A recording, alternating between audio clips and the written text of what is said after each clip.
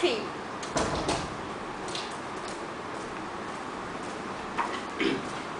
morning all. I'm about to introduce you about the international trade and trade in Singapore.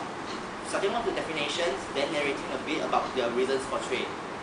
Trade between countries could be beneficial to both when each country produces a good in which it is more efficient and trades for other goods which it needs but does not produce. When a country produces more of a good with the same amount of resources than another country, it is said to have an absolute advantage in a good given the same amount of resources. A country can produce a good more cheaply. A country that enjoys comparative advantage over another when can produce a good with low opportunity cost in terms of other goods forgone. The theory of comparative advantage states that trade can benefit all countries if they specialize in the goods in which they have a comparative advantage. Hence, international trade is an exchange of goods and services between countries.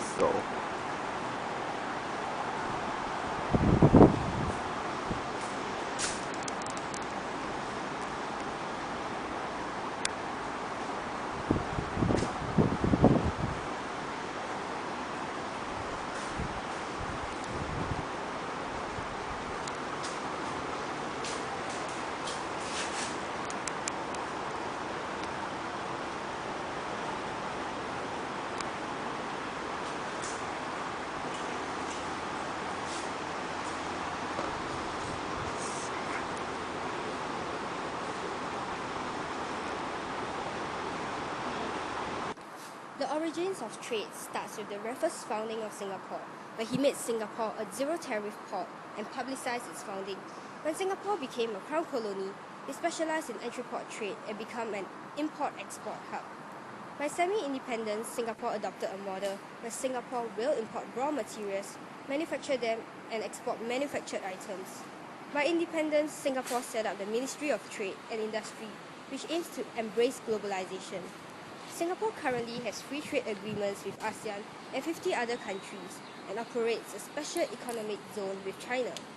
Competitiveness and flexibility are encouraged, with aiding entrepreneurship and Singapore companies.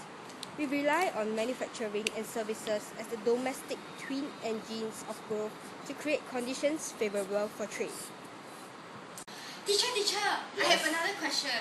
What impacts might these issues have on our macroeconomy? Yes! I've completed the game! I'm a genius! So genius. Want your answer to the question that class we just posted since you are born? So genius.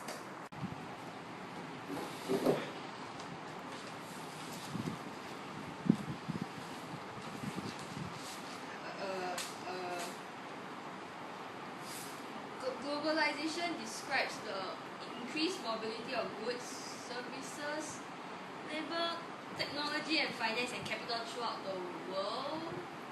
And the answer is... Trade in general. Increase real national income. RIAS, consumer surplus, producer surplus, but also increased volatility of GPL, growth and employment. Okay, what about the strategies we employ? Strategies increase wage and employment and to facilitate economic growth at the lowest cost. Teacher, I got another question. What trade-related policies do you recommend for the economy for the next decade? Well, that depends. The future conditions of the economy would be the high cost of labor and which the labor are very highly skilled. Furthermore, the long-term benefits of the foreign talent could be unknown because of political reasons. Finally, there is also a slower development world economic growth that could cause a volatile world market, and because Singapore is forever a price taker, then Singapore has no choice but to take up the price. But also, regional ports such as Malaysia's port and Indonesia's port will come and compete with our Singapore port. That could be another trouble for trade.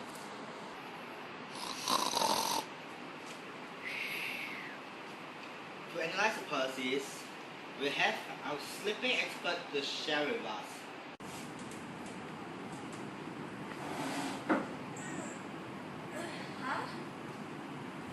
What policies can our future government use to maintain trade?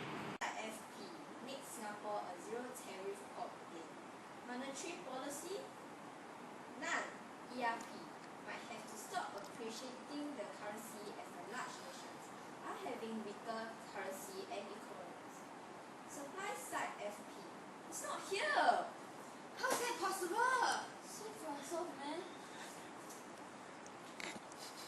What the shit? Yeah, it's here.